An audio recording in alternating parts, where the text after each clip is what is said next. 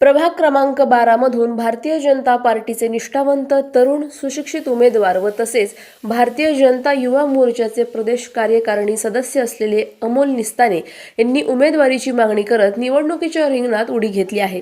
प्रभाग क्रमांक 12 मध्ये अहिल्यानगर जिल्ह्याचे पालकमंत्री, नामदार व राज्याचे जलसंपदा मंत्री राधाकृष्ण विखे पाटील साहेब व माजी खासदार डॉक्टर सुजयदादा विखे पाटील साहेब यांच्या मार्फत जिल्हा नियोजन समिती अंतर्गत अहिल्यानगर शहराचे भाजपाचे शहर जिल्हाध्यक्ष अनिलजी मोहिते यांच्या मार्गदर्शनाखाली प्रभागांमध्ये सुमारे 1.5 ते 2 कोटीची कामे केली असून येणाऱ्या काळात देखील मी प्रभागाच्या विकासासाठी नेहमी कटिबद्ध राहील।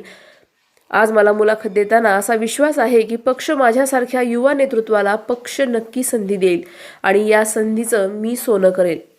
भाजपकडून सध्या सर्वे आणि चाचपणी सुरू असून त्यावरूनच अंतिम उमेदवारीचा निर्णय घेतला जाणार आहे। त्यामुळे प्रभाग क्रमांक 12 मध्ये अमोल निस्ताने यांची उमेदवारी चर्चेचा विषय ठरत आहे। जय श्रीराम, सर्वांना नमस्कार।